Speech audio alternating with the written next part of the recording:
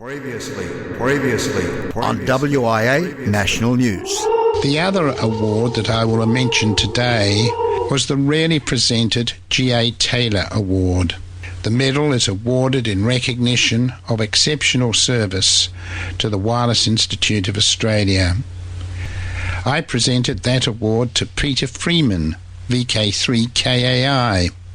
While Peter has contributed to amateur radio in many ways, it is his ongoing contribution as editor of amateur radio and chairman of the publications committee that we honoured. The WIA has also decided not to stream this year's AGM and open forum proceedings. Now, this was a difficult decision following the success of streaming at last year's AGM on Norfolk Island. However, in the current heated climate, the board elected to be very cautious about a media channel that offered no ability to vet its content prior to transmitting. It was a unanimous board decision. The board of the WIA has this week appointed Scott Williams, VK3KJ, to fill a current vacancy on that board. Scott's appointment will be until the cessation of the WIA AGM next month. At the conclusion of the AGM to be held next month, Aidan, VK4APM, will retire, and as a result there will be only 5 board members. From Australia, this is VK1WIA and the weekly WIA amateur radio news service on RF, internet streaming and text at wia.org.au.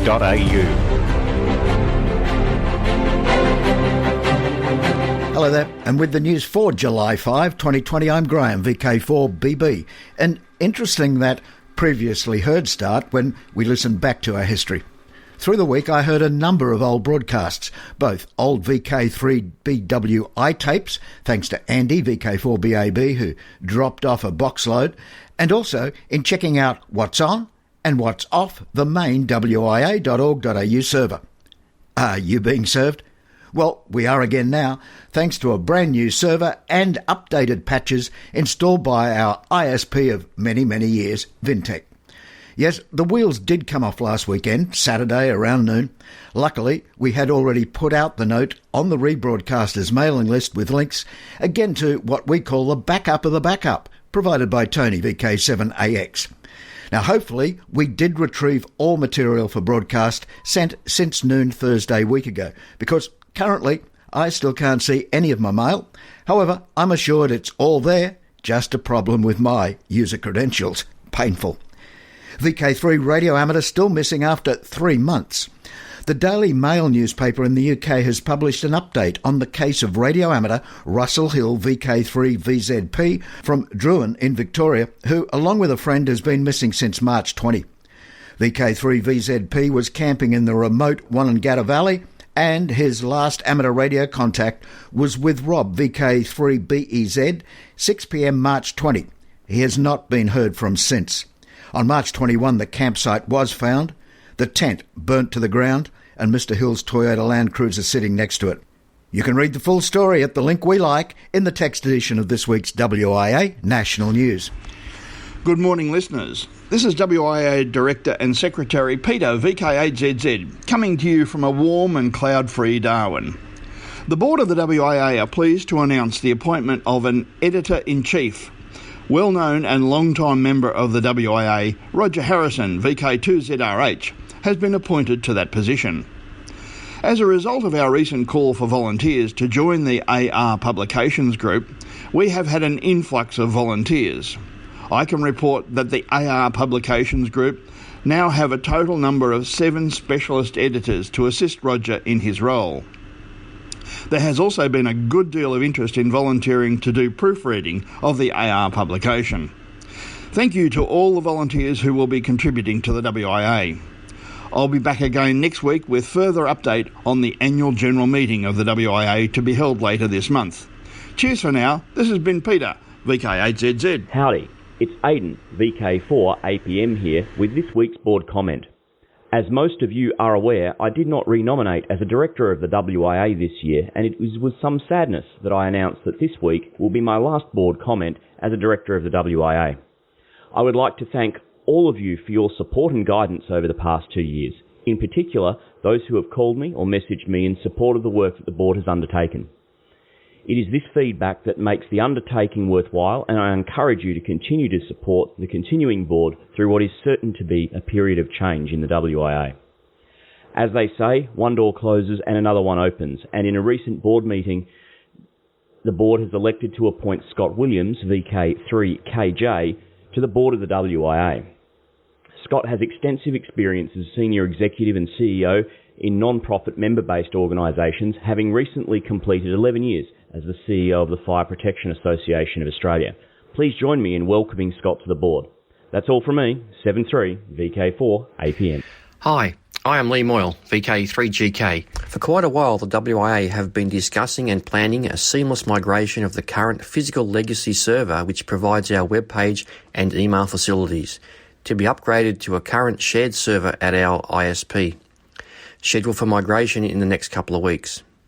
Ironically, last weekend, the current server suffered a hardware failure, and even though fully backed up, instant migration was not possible due to some software upgrading version anomalies. Unfortunately, this left the WIA webpage and email offline for a day or so, but the technicians at the ISP have worked hard to resolve the issues, and the website and email has been migrated to the new servers. A few tweaks are still needed for it to be back up to 100%, but for most applications and searches, it's working just fine. Keep in mind that as a WIA member, if you would like your personal @wia.org.au email address, which forwards to your email of choice, then just email the WIA office with your request of the WIA email and your preferred forwarding email address. As Secretary Peter reported last weekend, the response from the WIA members offering help to form a full publications committee was excellent. We now have an editor-in-chief and a number of sub-editors to share the editorial load, and after our PubCom meeting last Thursday, planning is underway preparing for AR Magazine editions 3 and 4. Issue 2 is coming together nicely now, with most of those challenges having been resolved. Planning for the WIA AGM is progressing well also. We expect to have a live streaming and a physical presence available at the Bayswater office in Victoria for a finite number of members with social distancing restrictions implemented. However, with the ever-changing COVID restrictions and reintroduction of selective lockdown in Victoria at the moment, we will all need to be flexible and aware plans may change at any time. This is WIA Director Lee, VK3GK.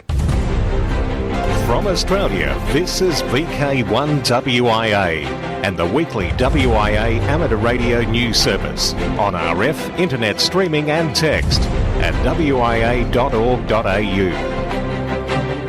International news with thanks to IARU, RSGB, SARL, Southgate Amateur Radio Club, ARRL, RAC, NZART, Amateur Radio Newsline and the worldwide sources of the WIA.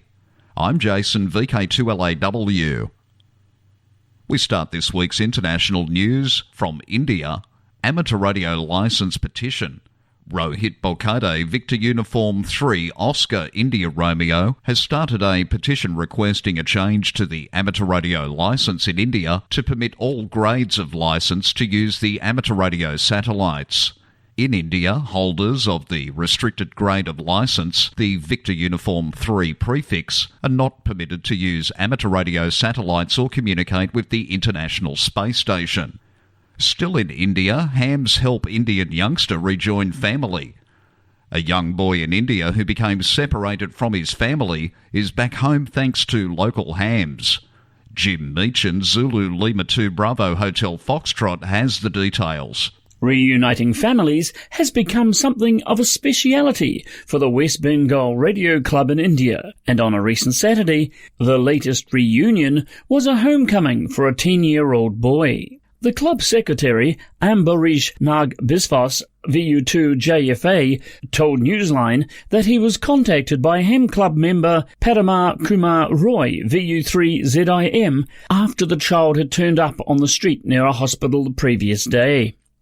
Social workers intervened, and the youngster, who appeared to have suffered a head injury, was given an exam at the hospital and kept there as a precaution. administrators located the boy's family in West Bengal. After giving him medical clearances some days later, they were able to accompany him home. I'm Jim Meechan, ZL2BHF. To Europe now, news from Norway. Now this item may be a little all too familiar to us here in VK.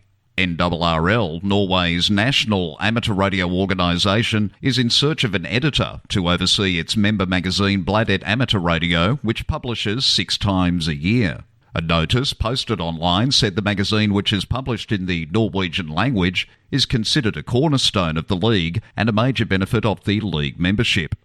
An editor would be responsible for planning and production, as well as collaboration on content. In the United Kingdom, record numbers take UK amateur radio exams. RSGB report over 800 candidates have successfully completed their online foundation amateur radio exam, and over 650 exams were booked for future dates. The Society says it hoped that bookings can also be open to new intermediate candidates in the near future once existing bookings are cleared. Full exams will follow on in a similar manner in due course. Clubs as hubs plan designed to revive UK radio.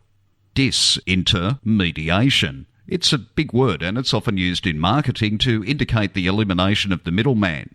But it's also the heart and soul of an amateur radio initiative to reinvigorate activity in the UK. Jeremy Boot, Golf 4 November Juliet Hotel, picks up the story from here.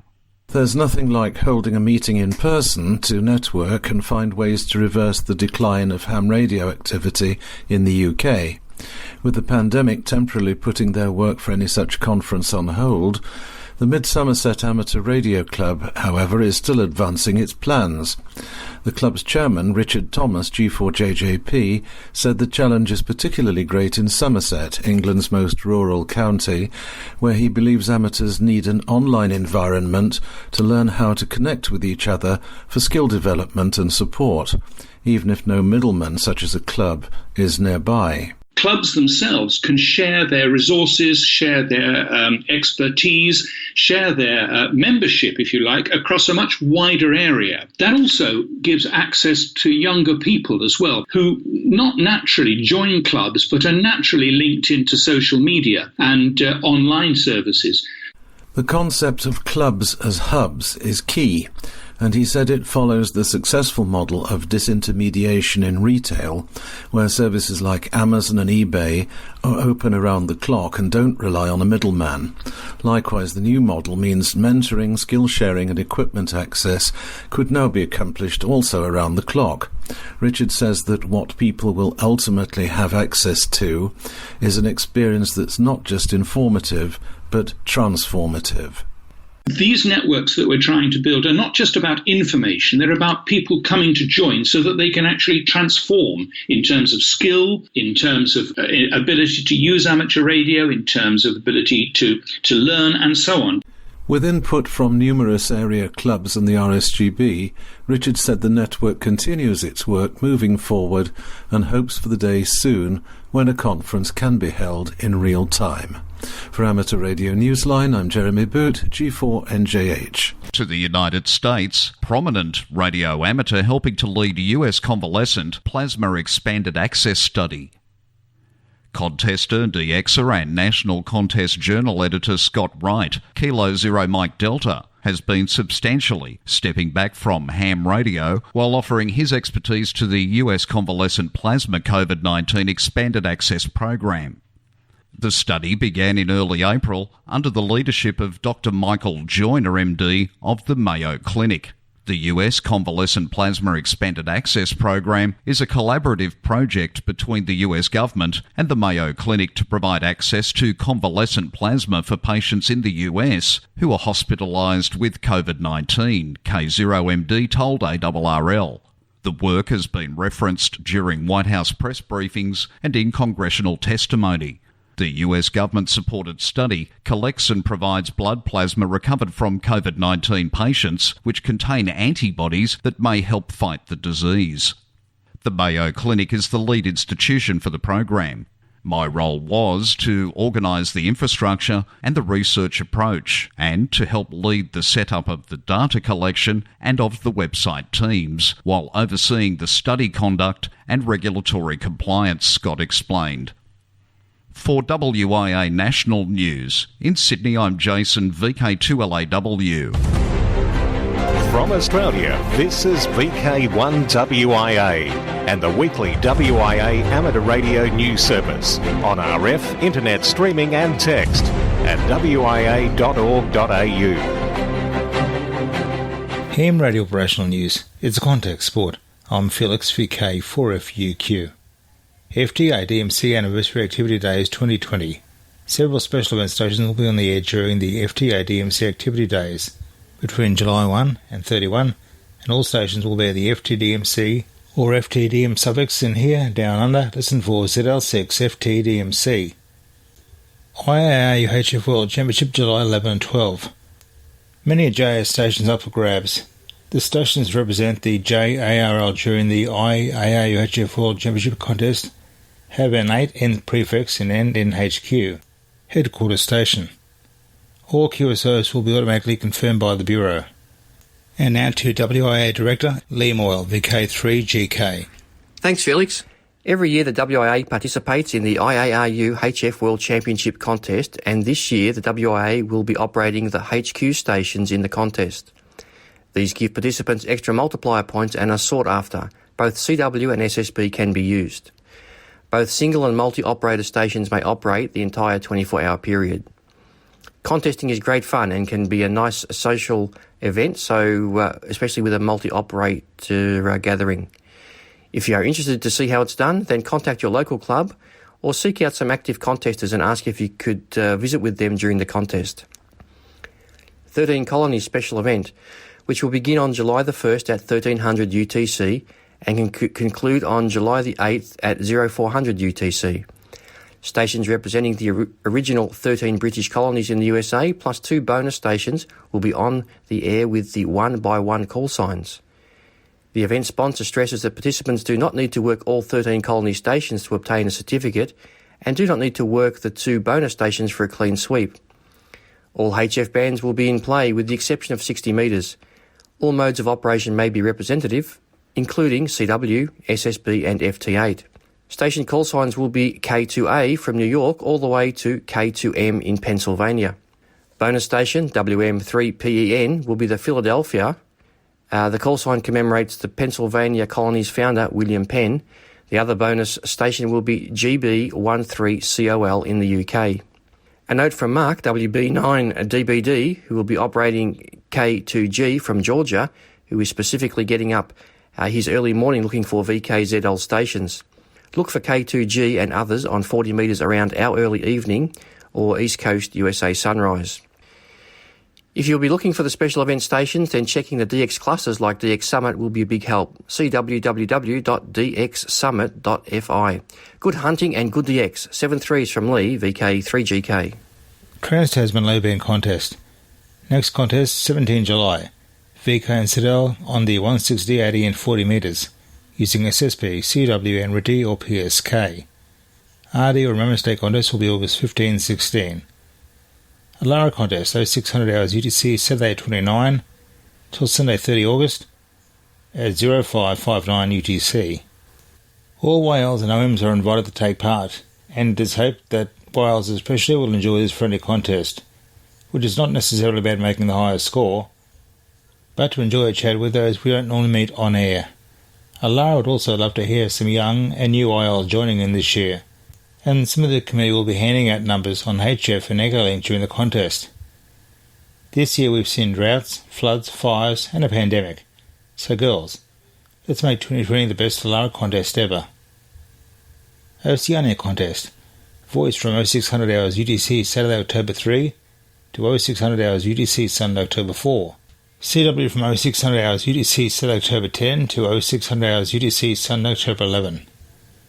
CQ Worldwide DX SSB October 24-25. CQ Worldwide DX CW November 28-29. December 6 to 8, 160 metres worldwide. December 14-15, 10 metres worldwide. Ted Powell Memorial DX Challenge. 4 award periods, each of 3 months starting in January of each calendar year, and 2 categories in the contest, Most Wanted and Top 5. Top 5, you try and work the 5 most wanted DXCC entities. Most Wanted, you work the most wanted DXCC entity.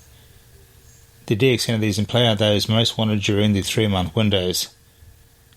All major Australian contests, rules and results are on the contest section of the WIA website. Australia. Members of the Wireless Institute of Australia are QRV with special call VK1WIA 110WIA until the end of 2020 to celebrate our 110th anniversary. In fact, the world's oldest amateur radio society. Activities on the HF bands and QSL is via LOTW. Be listening for Giorgio IU5HWS, who was on the air from Iraq until mid-July on 40, 20 and 10 metres. For details on his activation, visit his YI/IU5HWS page on QRZ.com, which he is updating regularly. Nicaragua. Active will be YN5AO from Casa Jucalito de la Isla, WWLOC EK6 1X1, Rivas, Nicaragua, between November the 21st and December the 5th. Activity on 160 to 10 metres, mainly during the local evening and night hours. Focus will be on the low band CW. Also, YN5AO will be active in the CQLY DXCW contest, November 28-29. QSL via DL7VOA. One last special event, but I'll get past WIA Director John VK4JJW to do the honours. I'm Felix VK4FUQ in Ingham for VK1WIA National News. Thanks, Felix. Now, through the DX window, we have one superstation that we must tell you of. N4J is the call. N4J is for a wedding. Get it? Not just any wedding, but that of Julie Swigert and Neil Rapp. Now, for those of you who've been paying attention, over the years Neil Rapp has reported here on WIA National News wearing his AR Newsline reporter's cap. N4J will operate over the 4 days of their nuptials, July 9 to 11. Now, one telling post on social media has come in from the bride. Julie has let it be known loud and clear, and how loud and far, and I quote from Julie's post. If any of our ham radio friends have plans that involve this station at 4:30 Saturday, and I find out the wedding is delayed by ham radio, you will see a side of me you won't love. Otherwise, fire up the rigs and enjoy N4J. Congrats, Neil and Julie, from all the WIA National News crew. And that's a wrap. Across Australia, across the world, from VK1WIA, you're tuned to the WIA National News Service. In the Burdekin, Dalrymple and Hinchbrook districts, plus the city of Townsville, the WIA news transmission can be heard on the VK4RAT VHF repeater from 9am local time every Sunday morning. On behalf of the TARC Inc. retransmit team, this is Lyndall, VK4 Zulu Mike. Hello, I'm Col, VK3GTV, with this week's Worldwide Special Interest Group News. And first up, it's digital. And the Digital Mode Suite, WSJTX version 222, has been released, and this update is a bug fix release. The fixes include the FT8 decoder having been sped up in normal and fast modes. This offers a decoding speed closer to that of version 212 without compromising the number of decodes. It's particularly targeted for slower single-board computers such as the Raspberry Pi Model 3 or similar, and also the DX grid field now clears automatically whenever the DX call field is changed.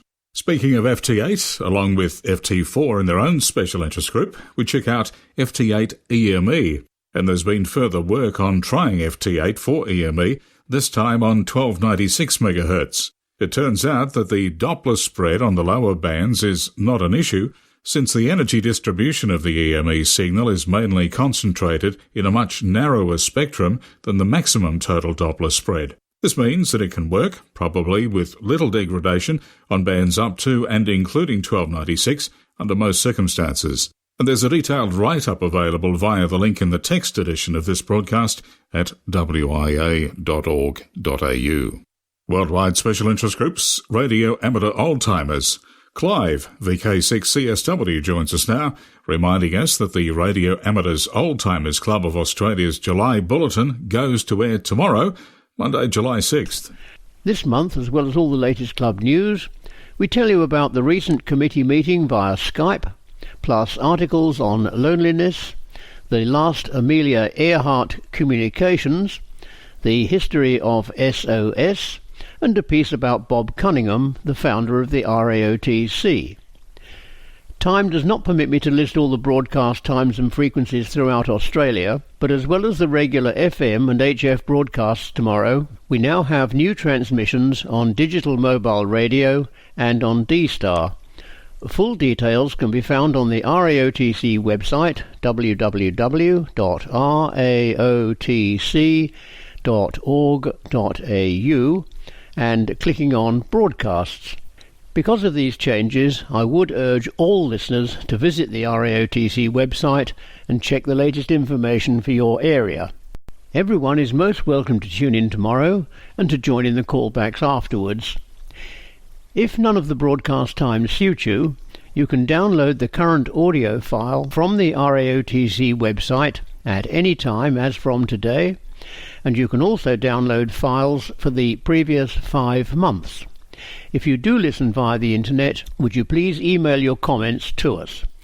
Once again, please check the RAOTC website for your local transmission schedule, tune in tomorrow or download the file for the July Bulletin, and we look forward to hearing your call sign in the callbacks afterwards. Stay safe, and 7-3 from Clive, VK6CSW. Thanks, Clive. Now on to Worldwide Special Interest Groups Rescue Radio. And Rescued Radio Amateur says, ham radio saved my life. Eldon, KC1JWR of Vermont in the USA, is thankful for amateur radio after he suffered a medical incident and lost consciousness while hiking with others along a remote section of the Long Trail not far from his home. An EMT from Appalachian Mountain Rescue, or AMR, who was hiking nearby, saw him pass out, but was unable to connect with 911 emergency services via his cell phone. The ham regained consciousness and was successful in contacting Ron, AG1W. Ron then initiated what turned into an 8-hour effort to get Eldon off the trail and to a medical facility, acting as a relay among KC1JWR, emergency crews and other agencies involved. The Vermont State Police also received assistance from several licensed amateur radio operators who helped facilitate communications, greatly assisting in the rescue. A good outcome, and once again demonstrating the usefulness of amateur radio in times of emergency. And finally, it's Worldwide Special Interest Groups Summits on the Air. QO100 Summit to Summit in SOTA. Andrew, G4VFL, and Nick, G0HIK, successfully achieved a SOTA Summit to Summit QSO via the QO100 Oscar 100 satellite. It's interesting to note, and remember, while QSOs via terrestrial repeaters are not valid for SOTA, contacts via satellite actually are. Terrestrial repeaters can, however, be used to arrange simplex SOTA contacts. Until next time, stay safe. I'm Col, VK3GTV. Thanks, Col, and thank you for listening to WIA and the national broadcast from VK1WIA. On the 2020 social scene, VK7 Biennial Hamfest, November 20 to 22. VK4, the Rockhampton Amateur Radio Club's annual dinner, that's Saturday, November 21. In VK4 again, the TARC Christmas Party happens Sunday, December 13, and the TARC Christmas Lights Tour, December the 18th. In 2021, VK4 TARC, their long Australia Day long week family radio camp. This is a long one, happens Thursday afternoon the 21st to Tuesday afternoon the 26th of January. VK2, the Wyong Field Day, Feb 28. The WIA Annual Conference 2021, Hobart in VK7, April 30, May 2. And Alara Meet in Bendigo, October 1 to 4. Now till next we meet, I'm Graham, VK4BB. Walk softly. From Australia, this has been VK1WIA and the weekly WIA amateur radio news service. On RF, we thank our rebroadcast team and you for listening. And remember, internet streaming and text of this news is available 24/7 at wia.org.au.